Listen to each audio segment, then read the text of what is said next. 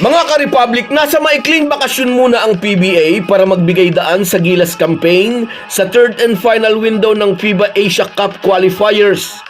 Ngunit bago sumabak sa Gilas team practice, nasa isip na ng Ginebra coach ang nakatakda nilang best of 7 semifinal series kontra sa Northport.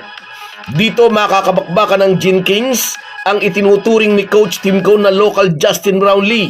Walang iba kundi ang dati ring Ginebra player na si Arvin Tolentino.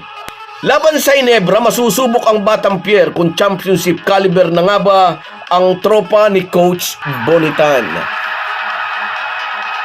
Pag-uusapan po natin yan, pero bago ang lahat ay maglalambing po ako sa inyo na isubscribe ninyo itong ating channel at kung di masyadong makakaabala ay i-like at paki-share na rin ninyo.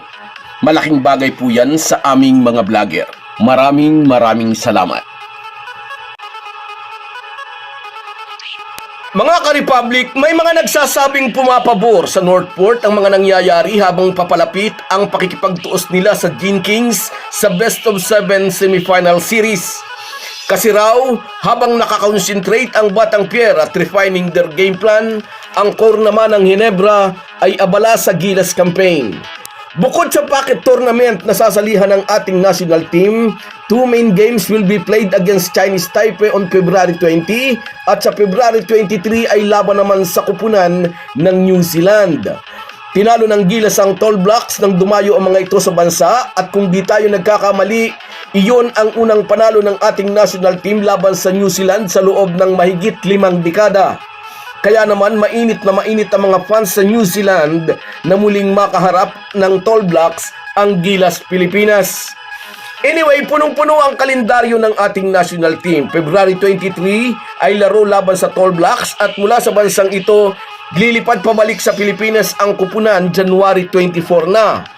Halos wala pang pahinga ang core ng Ginebra na miyembro ng national team. February 26 ay umpisa na ang semifinal series sa PBA. Kaya nga may mga nagsasabi pabor sa Northport ang mga pangyayari. Well-rested at well-prepared ang Batang Pierre kapag kinaharap nila ang may jetlag pang core ng Barangay Ginebra. Pero ang sabi naman ng marami, magiging malaking factor naman sa panig ng Ginebra ang kanilang championship experience. Maraming beses nang nag-champion ng Gin Kings, ang Northport ay wala pa. Sa kabila nito, sinabi ni Coach Tim Cone, mahirap na laban ang tiyak na ibibigay ng Northport sa Ginebra. Perfect import para sa Batang Pierre ang 6'9" na si Kadim Jack at nariyan pa sina Joshua Monson at Arvin Tolentino. Ang tatlong ito ang naging pambato ni Coach Bonitan para ihatid sa semifinals ang kanyang kupunan. Malakas na kandidato ngayon sa BPC Award si Arvin Tolentino, dating player ng Ginebra. Sa klase ng larong ipinapamalas ngayon ni Tolentino, natanong minsan si Coach Tim Cone kung hindi ba siya nanghihinayang na pinakawalan ito ng Barangay Ginebra. Mayroon daw siyang panghihinayang, inamin niya ng American Mentor. Pero kinailangan daw nilang i-trade noon si Tolentino para makuha si Jamie Malonzo. Another thing, makabubuti raw kay RV na ma-trade sa ibang team since hindi niya ito mabigyan ng long minutes. At natutuwa raw siyang namulaklak ng husto ang karir nito nang malipat sa Northport. At ngayon, isa nga si Tolentino sa mga problema ng Ginebra sa darating nilang best of 7 semifinal series.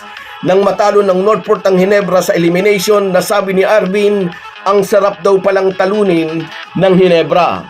At magiging mas masarap sa kanyang pakiramdam kung matatalo pa nila sa semis ang team na nag-trade sa kanya. Bukod kina Kadim Jack, Joshua Monson at Arvin Tolentino, ang isa pang naghahanap ng rekognisyon ay si William Navarro, who at 6'6" is very versatile. Tiyak na isa ito sa ma-assign na bantayan si Justin Brownlee. Gusto niyang madala sa finals ang kanyang team.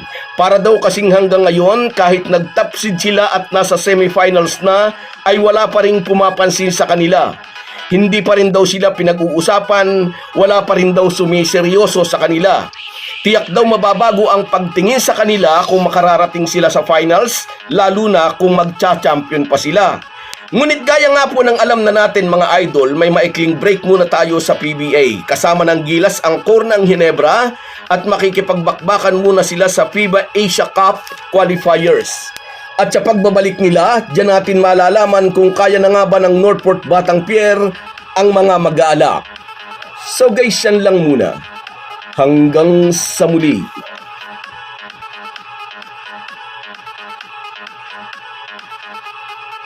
Kung wala po kayong mga viewers namin ay walang magtatagumpay na vlogger. Kaya salamat po sa inyong panunood.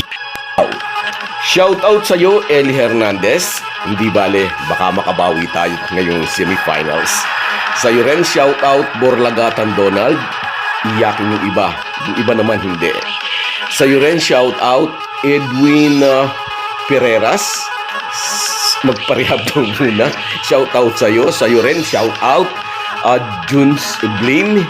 Shoutout sa iyo, idol. At sa iyo rin, Norman Flores. Shoutout, idol.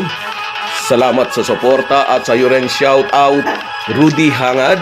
Shoutout sa iyo, idol. Maraming salamat sa suporta, sa panonood mo. At sa iyo rin, Merson Kabady Vlog mula dyan sa Oman.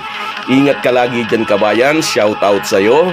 At sa iyo rin, Gomamela, kung sino ka man, shoutout sa iyo. Sana nga magtagumpay tayo. At sa iyo rin, shoutout Diana Arinton mula ito sa Mandaluyong, natatandaan ko. At sa iyo rin, shoutout Javier Alvarez. Salamat po sa inyong lahat.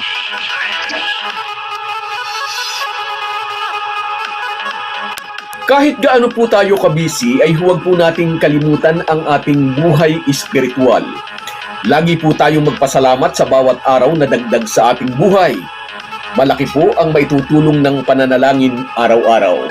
Isang paalala po mula sa inyong Halo Halo Sports Republic.